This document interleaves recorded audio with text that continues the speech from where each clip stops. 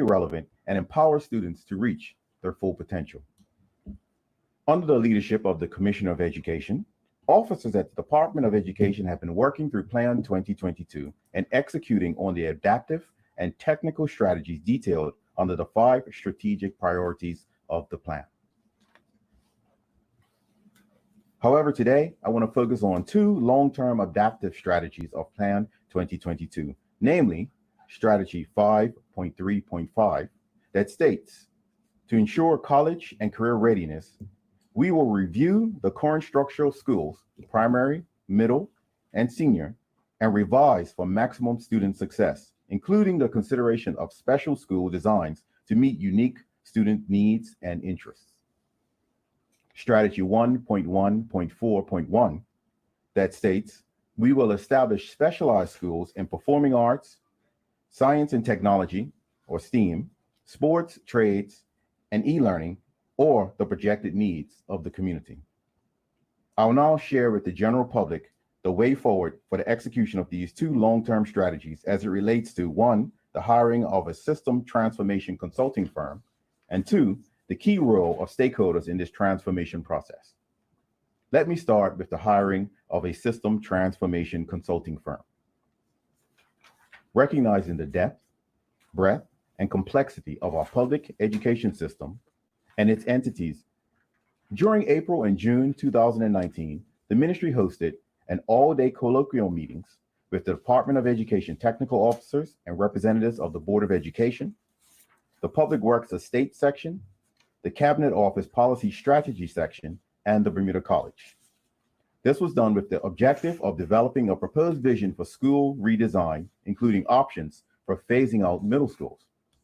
The colloquium included presentations in areas such as school enrollment historic trends, the physical state of our public schools, the need to reinvent teaching, learning, and administration, school enrollment projections to 2026, harnessing parent and community engagement, the current and capital costs of maintaining public school buildings and new builds and the use of existing buildings for redesign options.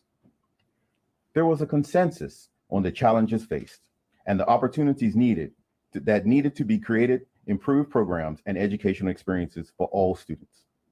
A new level of quality instruction, delivery of public educational services that provide meaningful value and education benefits, with a budget provided and strong leadership for student success. It was determined to issue a request for proposal, or RFP, for the procurement of consultancy services for the school redesign methodology and the introduction of specialized or signature schools.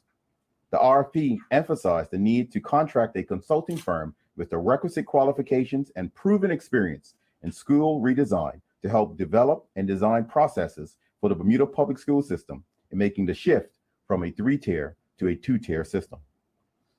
While architecture and the design of buildings may come in mind to some, in broad strokes, school and system redesign refers not only to the structure of the school system and our schools, but more importantly to what happens within our school buildings, which includes high quality leadership and teaching of our students, curricula and programs that are diverse and meaningful to all of our students, positive school climates and cultures, physical environments that optimize learning and support and challenge the potential of students, involving and engaging students, family, and staff in the development and implementation process of school design and redesign. Today, the ministry is pleased to share that it has contracted with the consulting firm Innovative Unit Australia New Zealand Limited, an organization that is based in the UK, Australia, and New Zealand with a proven track record of more than 15 years experience co-designing processes and methodologies for education systems. Innovation Unit comprises of a diverse group of innovation and content experts, researchers, and service designers with decades of educational experience in a range of contexts that include teaching, school leadership, policy development, and implementation, system leadership, resource development, educational research, and learning and school design. The consultancy will commence at the end of March and extend at least until September 2023. This year is an estimated $950,000 has been budgeted for the consultancy. This consultant firm brings a diversity of experiences to the table, which will help us create a unique Bermuda-based solution for the Bermuda public school system that will be looked at with admiration from an international eye. They have experience working with educators and system leaders in the public and private sectors in Australia, South America, North America, Africa, and Europe on innovative strategies that build capacity and encourage the design and implementation of new school models. Some of their consultancy examples include work with organizations like Aga Khan Education Services, the French Department of Education, West Australia Good Start Early Learning, the Australian Institute for Teaching and School Leadership, the Association of Independent Schools of New South Wales, Australia, and Innovation Unit was very transparent in underscoring the need for the Ministry and Department of Education to be committed to school redesign from the start of the project to the finish. They emphasized that Bermudians are the guardians of the vision of the Bermuda public school system and essentially control the direction of the system. As such, they expressed the need for established teams of Bermudians who will be dedicated to facilitating the engagement of the Bermudian learning ecosystem at all stages of the process, including the development of school and system redesign teams. We will take ownership of transforming our public school system. It is important to understand that our future system will be designed by Bermudians with consultation with our stakeholder groups and those consults that are being hired to guide all the stakeholder groups through the change management process. The vision for public school education includes elements such as an internationally accredited public school education system undergirded by a culture of restorative practices, a school structure and a day that is responsive to the needs of our students, upgraded infrastructures and improved resources, international standards for our school leaders, enhanced teacher pedagogies and additional staff certifications, improved and expanded support services, the phasing out of middle schools and the introduction of redesigned schools and specialized or signature schools, and improved leadership standards for the Department of Education. For the past 2 weeks, I've held individual meetings with 14 stakeholder groups to share with them where we are with the transformation of public school system as it relates to the execution of the 2 longer-term strategies in Plan 2022, which I mentioned earlier. And also to share about the hiring of a consulting firm to guide the system through this transformational process. This leads me now to share about the role of the key stakeholders in this transformational journey. Many of you will recall the extensive stakeholder engagements that were undertaken during the development of Plan 2022. In addition to the numerous individual stakeholder meetings across the island, key teams were formed, namely an ambassador design team and a strategic review team. Members of those 2 teams reviewed and designed the strategic plan based on the data obtained from those community conversations.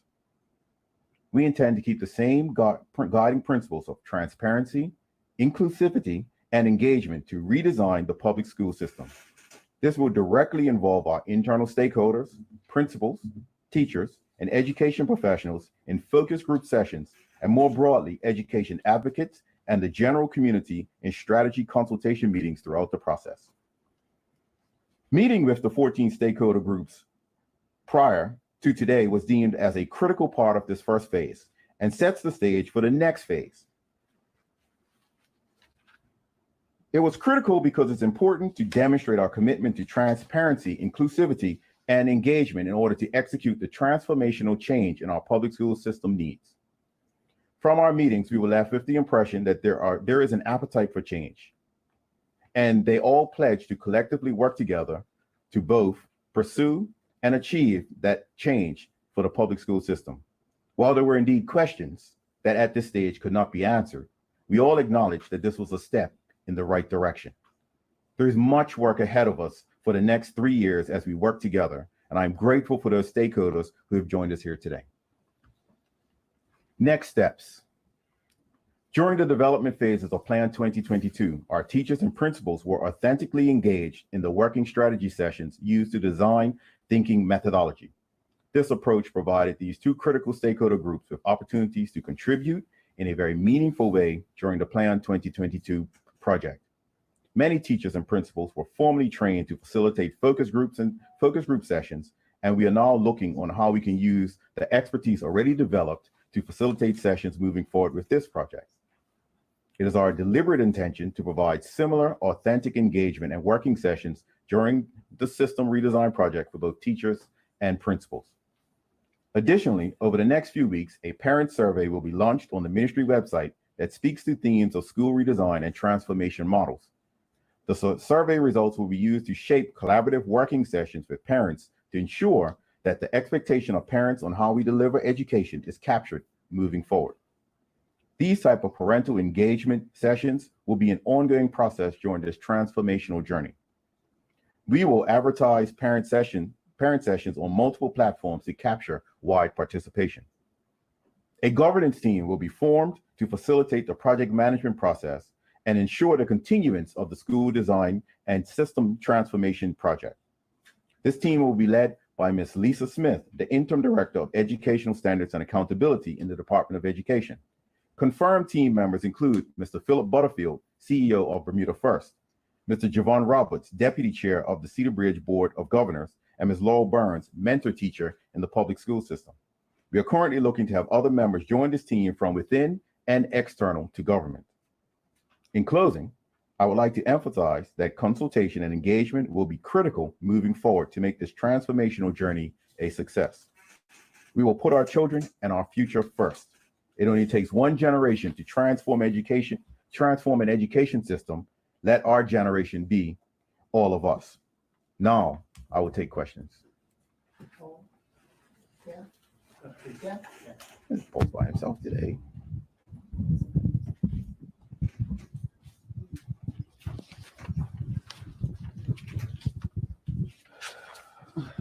Good afternoon, all. Good afternoon. Mr. Rabain, I guess to begin with, so Innovation Unit Australia was the successful bidder of the RFP. I'm curious, how many other proposals were received?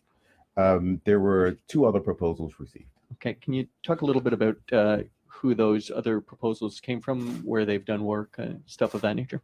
The 2 other proposals that were received were not deemed adequate, and the proposal from Innovation was the one that made it past the first vetting stage. So it was the only one that actually met the There's only one that met the qualifications. But I do want to add that we also headhunted and sent it out to multiple organizations that had experience in doing this. Okay. So aside from the fact that you've just said that Innovation Unit was the only, I guess, bidder that met the requirements, why were they ultimately selected? What is it that they are going to bring to the Bermuda public school system? They're going to bring a system of change management, as I mentioned within the statement. They have over 15 years of experience of doing exactly what it is that we need them to do, and that is to help the teams that will be forming the vision for education moving forward to realize that vision. Something from your prepared remarks here, we will take ownership of transforming our public school system. I'm curious, what will happen in instances where recommendations made by Innovation Unit, pardon me, ideas and suggestions that they might make don't find favor with Bermudians, whether it be stakeholders, other people involved? Talk about how that relationship will work. Well, we anticipate that we all have concluded that this will be a very difficult process as we move forward, and not everyone will be in agreement with what is being put on the table. Mm-hmm. However, if I use a quote that's been utilized a lot during our stakeholder meetings, having respectful disagreements allows us to come to a position that we can all agree on moving forward. Mm-hmm. Mm-hmm. From the back page of your statement, you reference a governance team. Yes. One of the people you outline is Mr. Philip Butterfield, CEO yes. of Bermuda First. One of the recommendations made by Bermuda First was the establishment of an independent education mm-hmm. authority. I don't see anything about that in here. Can you talk about, is that still something that's being considered? How does that consideration work within this framework? Where we are now, Paul, is we have selected the consultant that we're going to work with. As we move forward with this process, we will add more information for the public as we move forward. The Bermuda First Group has made more than one recommendation Yes. of an education authority. And if you look at the 20, I believe it's around 18 recommendations, only one of them is not currently in train, and that is the creation of an education authority. So I think some credit needs to be put where the Department of Education has responded and has put the motions in place to actually execute those recommendations of Bermuda First. The idea of an education authority is something that is still being discussed and still being fleshed out with Bermuda First to see if it is something that is particularly right for Bermuda. As I said in the statements, we are looking to create a system that is right for Bermuda. Mm-hmm. And not something that has just been transplanted from somewhere else. Sure. So if it is right for Bermuda, it is something that will be considered and implemented. Sure. Maybe my final question. From that same page of your statement too, you mentioned meetings with 14 stakeholder groups, mm-hmm. And you said that there had been some questions which at this stage could not be answered. Can you tell me a little bit about what questions have come up that it's not the right time to answer? Well, similar questions like, will there be an education authority? Okay. We haven't gotten to that stage yet. Questions of how many signature schools would there be? How many primary schools would there be? Those are questions that need to be fleshed out and proper consultation taking place, because as we stated in the statement, this has to be an inclusive process as we move forward. And the only way we can have inclusion is to ensure that our stakeholders, that includes everyone you see standing behind me, plus others in the community, such as parents, the unions, etc., and our teachers, of course, they have to be able to give some input on what is the system that they want. But rest assured, nothing that we do will be outside of what Plan 2022, our strategic plan for education, points us in the direction to do. One additional question, not related to today, if I could. I think I'd be remiss if I didn't ask you. It follows on the press conference given by Mr. Burt this morning, mm-hmm. on coronavirus preparedness. Sure. Mr. Burt said today, and I quote, "The Ministry of Education has an existing plan for health-related events like this, which is being revised in the event that we will need to deliver curriculum to students outside of the traditional school classroom setting." Can you provide a little bit of detail on what that contingency plan, I guess, is? Well, the contingency plan that we're working from is the plan that was formulated when we were dealing with the H1N1 or SARS scare. Mm-hmm. And we're in the process of reviewing that plan. And as we do with everything else, we've asked for input from our teachers, from our principals, from the Department of Education, as we modify that plan and get it ready to be released to the public. But rest assured that we do have a contingency plan that's being worked on and will be ready within the next few days. And does that allow for education to continue if and when schools had to be shut down? Yes. Yes. Okay. And I guess my final question, any decisions about potential school closures or the like, those will be coming, are those made by the health minister and then acted upon by you? That we will act upon as you heard in the press conference earlier, we'll act upon the medical data that we receive from the Department of Health. Okay. Appreciate that, Minister. Thank you. All right. Well,